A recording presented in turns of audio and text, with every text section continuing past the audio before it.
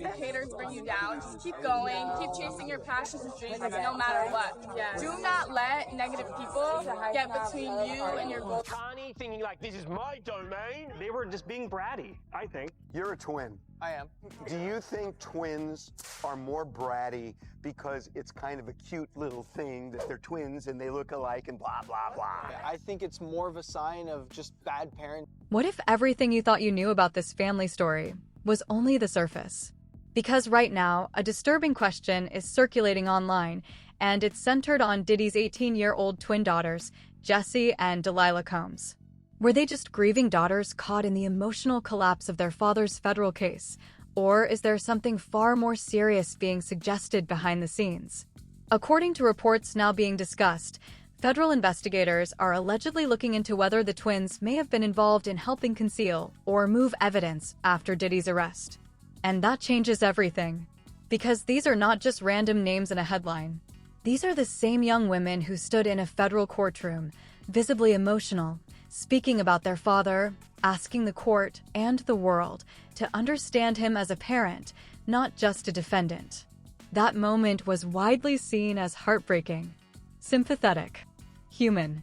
But now, that exact same moment is being re-examined through a completely different lens. Because investigators are reportedly not just looking at emotions, they're looking at timelines, actions, access, and what may have happened in the window between the raids, the arrest, and the sentencing. And the FBI isn't treating this like a small family misunderstanding. There are no public assurances, no cleared suspicions, and no indication that anyone close to the case is automatically safe. Which leads to one explosive question. Were Jessie and Delilah simply overwhelmed daughters trying to hold their family together, or were they closer to the center of something investigators are still trying to fully understand? Because when you start connecting courtroom moments, federal raids, family movements, and post-sentencing behavior, the story stops feeling simple and starts feeling like something much deeper is still unfolding. And this is where the real investigation begins. Because once federal attention enters a situation like this, it is never just about what the public sees. It becomes about what can be proven, what can be traced, and what connects the timeline together behind closed doors. The focus now shifts to the days and weeks surrounding Diddy's arrest, a period investigators are reportedly studying very closely. Diddy was taken into federal custody on September 16, 2024, following an indictment involving serious federal charges. But before that moment, there was already pressure building. His properties had been searched. Federal agents had already entered his world. His sons had already been detained during raids. The warning signs were not sudden, they were building for months. And that matters. Because the twins were not outsiders to this environment. They were inside it. They lived in it. They were present during the emotional, legal, and financial chaos that unfolded long before the courtroom ever became public stage.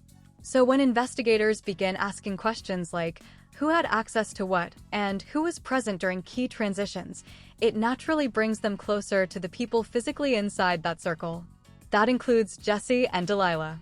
Now, according to the allegations being discussed, one of the key concerns is whether evidence or material could have been moved or concealed during the window between the raids and the arrest, a period where family members would have had more access, more movement, and more private control before federal custody locked everything down.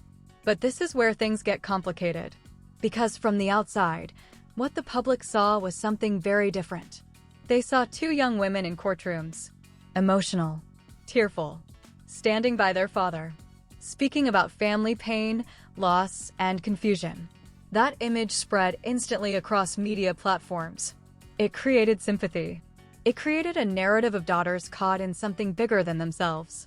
But investigators don't operate on emotion. They operate on sequence. They look at what happened first, what happened next, and what changed in between. And that's where the timeline starts to raise questions. After the raids in March 2024, when federal agents searched properties in Los Angeles and Miami, the entire Combs household entered a new reality. Nothing was normal anymore. Every movement carried weight. Every interaction could later be reviewed. Every decision had consequences. And within that same environment, the twins continued appearing publicly at court hearings, at events, and later at public appearances that sparked debate online. Some people saw it as resilience. Others saw it as contradiction. Because on one hand, you have a family under federal pressure. On the other hand, you have appearances at celebrity events, coordinated outfits, cameras flashing, smiles for Getty Images, all while the legal case surrounding their father was still active. That contrast is exactly what is now being re-examined. Not because appearance equals guilt, but because investigators look at behavior patterns under pressure. And pressure reveals structure. It reveals who is communicating with whom. It reveals who is moving freely. It reveals who is connected during critical windows of time. And if even a portion of the allegations being discussed are accurate, if investigators are truly exploring whether evidence was handled improperly after the arrest, then the question becomes unavoidable. Who had the opportunity to do it? That question is what shifts attention back toward anyone inside the immediate circle during that period. At the same time, the public narrative is still split. Some people believe this is exactly what it looks like, a powerful family under extreme scrutiny, where even innocent actions are now being overanalyzed because of the father's legal situation. Others believe the timing of everything is too layered, too connected, and too consistent to ignore. Especially when you look at how quickly the story evolves every time new information appears. First it was raids, then detentions, then arrest, then sentencing, then public appearances. And now, alleged federal scrutiny extending to family members who were once only seen through an emotional lens. Each phase adds another layer of interpretation. But the most controversial part of this entire situation is not just the allegations themselves, it's the contrast between public perception and investigative focus. Because while the world saw grief in courtrooms, investigators may be looking at logistics. While the public saw emotional support, investigators may be mapping access points. While the internet saw daughters standing by their father, federal agents may be examining who is where, when, and why. And that difference is where the entire conversation becomes unstable. Because once those two versions of the story start to diverge, everything that came before it gets reinterpreted. Old courtroom moments are rewatched. Emotional statements are reconsidered. Public appearances are reanalyzed. Even silence becomes part of the discussion. And that's what makes this case so explosive online right now. Not just the allegations, but the uncertainty behind what they actually mean. Because at this stage, nothing has been confirmed publicly against the twins. No charges. No official designation. No final conclusion. But the investigation, according to reports, is active. And in cases like this, active is the most powerful word in the room. Because it means the story is still being written. And what happens next depends entirely on what investigators find in the parts of the timeline that the public never saw. The pressure inside this case doesn't stop at the courtroom or the headlines, it actually starts there. Because once federal investigators begin tracing alleged evidence concealment, they don't look at one person in isolation. They start mapping the entire circle around the main target. Every family member, every close associate, every movement during the critical timeline. And that is exactly where this situation becomes far more complicated. According to the allegations being discussed, the focus is not only on what happened during the arrest, but what may have happened immediately after. That period where chaos is highest, communication is fastest, and decisions are made without thinking about long-term consequences. Investigators in federal cases don't rely on emotion. They rely on patterns. Who had access? Who was present? Who had motive? And who had the opportunity to move things before authorities secured everything? And in this case, the twins being inside that environment changes how every public moment is interpreted. Because from the outside, the public saw grieving daughters, emotional statements, courtroom tears, family unity in crisis. But inside an investigation framework, those same moments can be reevaluated differently, not as isolated grief, but as overlapping timelines with potential access to information or materials relevant to the case. And that is where public perception and investigative scrutiny start to separate. Now, while all of that is being discussed in legal and media circles, the public-facing side of the story continued moving in a completely different direction. The twins were seen attending high-profile celebrity events shortly after major legal developments involving their father. To an average viewer, these appearances looked like normal young adults trying to maintain life in the middle of a family crisis. But timing is everything in high-profile investigations. Because prosecutors don't just ask what happened, they ask when it happened. And what else was happening at the same time? Every public appearance becomes a timestamp. Every social media post becomes a record. Every movement becomes something that can be placed on a timeline and compared against the official case sequence.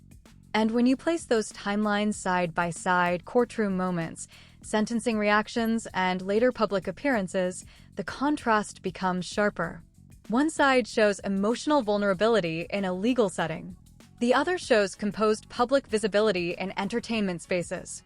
And that contrast is exactly why this story is being analyzed so heavily. Because it raises a broader investigative question. Do people behave differently in private moments of crisis versus controlled public environments? Or is there more coordination happening behind the scenes than the public realizes? Now, legally speaking, none of this automatically proves wrongdoing.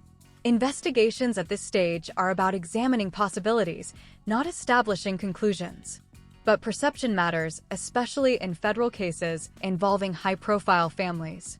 And once federal attention expands to include potential obstruction or concealment, the scope widens significantly. At that point, it is no longer just about one individual's charges. It becomes about the entire support structure around them. That includes communication history, travel records, device data, financial activity, and any possible coordination between individuals who had access during key time windows. This is also why silence from individuals under scrutiny is often interpreted in multiple ways. From a public perspective, silence can look like avoidance. But from a legal strategy perspective, silence can also be protection, a way to avoid self-incrimination while legal teams assess exposure. And this dual interpretation is what makes the narrative so unstable. Because depending on who is analyzing it, fan, critic, journalist, or investigator, the same behavior can look completely different. Meanwhile, another layer of complexity enters through the broader family structure. When multiple members of a high-profile family are simultaneously connected to separate legal issues or allegations, investigators don't treat each case as fully independent. They look for overlap, shared environments, shared communications, shared timelines. Even indirect connections can become relevant if they help establish intent, awareness, or access. And this is where the situation becomes sensitive, because public narratives often focus on individuals, while legal investigations focus on systems. Now, stepping back from the legal framework for a moment, there is also a psychological layer that cannot be ignored. Families under extreme public pressure often present a unified front, especially when cameras are involved. It is a protective instinct, a way to maintain control over a story that is otherwise uncontrollable. But internally, those same families can experience completely different realities. Stress, legal uncertainty, media pressure, and the constant awareness that every action might later be analyzed. So what the public sees is often a simplified version of a much more complex internal situation. And that gap between perception and reality is exactly where speculation grows. Because when official answers are limited, people fill in the blanks with interpretation. And in high-profile cases like this, those interpretations spread quickly. Still, one key point remains unchanged. At this stage, no final legal determination has been made regarding the twins in connection with any alleged concealment activity. What exists instead is scrutiny, reporting, and ongoing investigation. And that distinction is critical, because scrutiny is not conviction. And investigation is not proof. It is simply the phase where questions are asked, evidence is reviewed, and timelines are reconstructed piece by piece. But even without conclusions, the impact is already visible. Public perception has shifted. Old courtroom moments are being reread. Past statements are being reinterpreted. And every new appearance adds another layer to an already complicated narrative. So now the story sits in a very unstable place. Between legal process and public opinion. Between grief and suspicion. Between what was seen and what is still being examined. And until investigators officially close this chapter, every new detail will continue reshaping how the previous ones are understood. And this is where the story takes its most uncertain turn. Because once a federal investigation reaches this stage, everything becomes about direction, not rumors, not headlines, but where the evidence actually leads when every loose thread is pulled. And in this case, the most sensitive question is still unanswered. Who had access during the critical window after the arrest, and what exactly moved before authorities secured everything? That question alone is enough to keep a case active for months, sometimes years, because federal investigators don't rush conclusions when obstruction or concealment is even remotely in the conversation.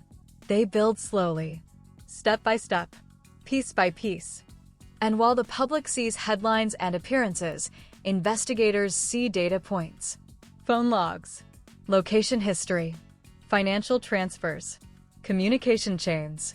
Every digital trace becomes part of a larger reconstruction. Now, what makes this situation even more complicated is the overlap between public visibility and private scrutiny.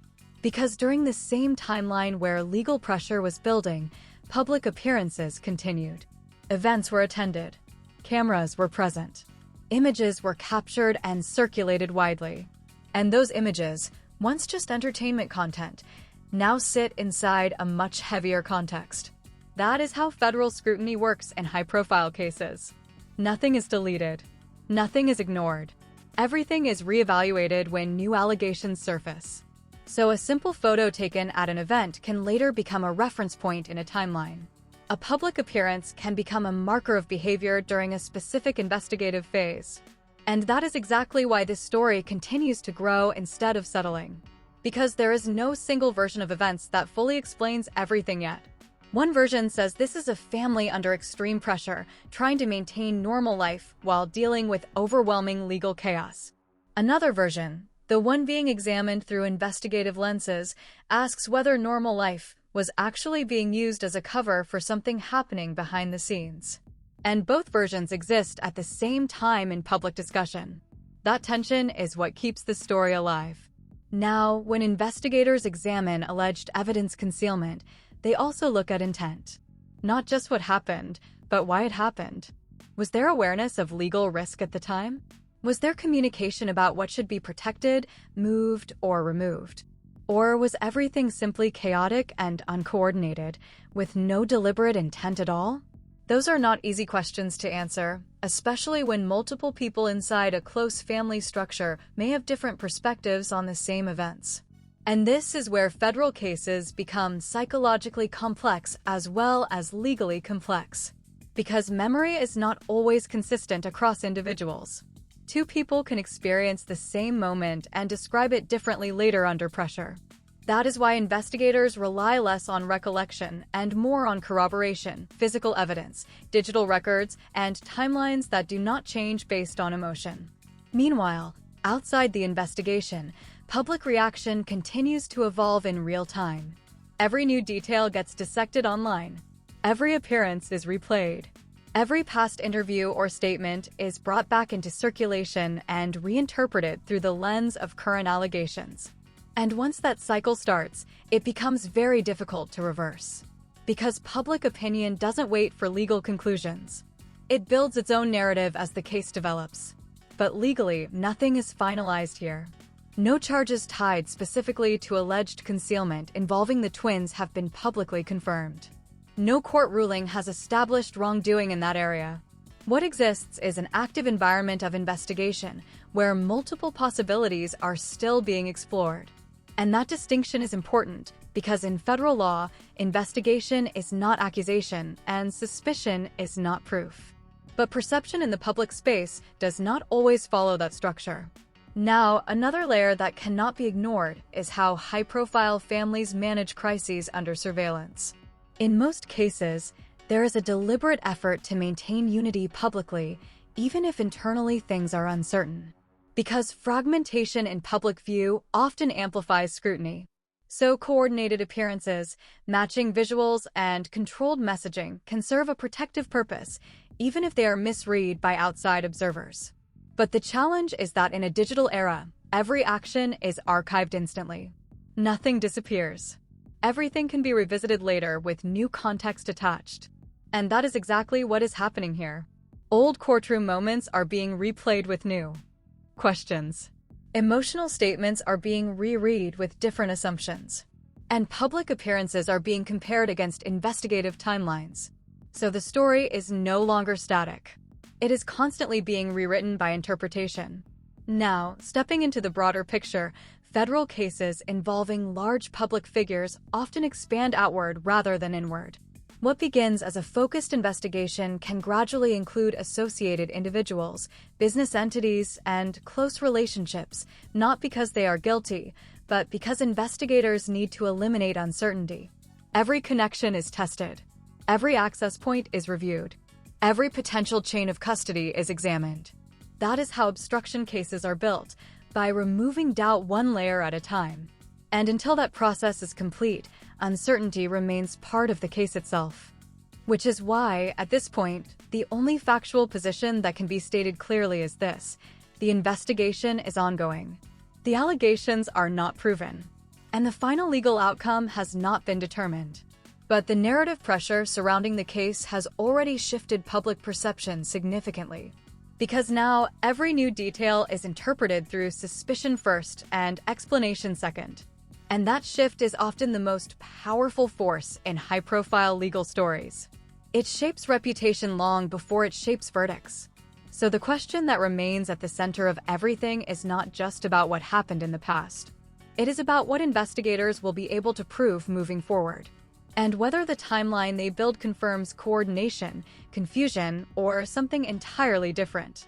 Until that answer arrives, the story stays open. And every new appearance, every new report, every new claim will continue to be added to the same growing timeline. Not as conclusion, but as evidence waiting for context. So now the real question is this: are we watching the early formation of a confirmed federal narrative, or just the collision between public speculation and unfinished investigation? Because depending on that answer, everything we think we know right now could shift again. And that is exactly why this case is still developing and far from over. So what do you think is really going on here? Is this a situation where investigators are uncovering a real pattern of concealment and access during a critical legal window, or is this another case where public perception is moving faster than actual evidence? Because right now, there are only two realities playing out at the same time. One is inside the courtroom system, where everything must be proven, verified, and documented before it can become fact. And the other is inside public opinion, where every appearance, every photo, and every emotional moment gets interpreted immediately, even without confirmation.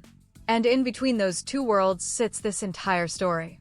A family under extreme pressure, a federal investigation still unfolding, and a timeline that is being reconstructed piece by piece while the public watches every update like it's a finished conclusion.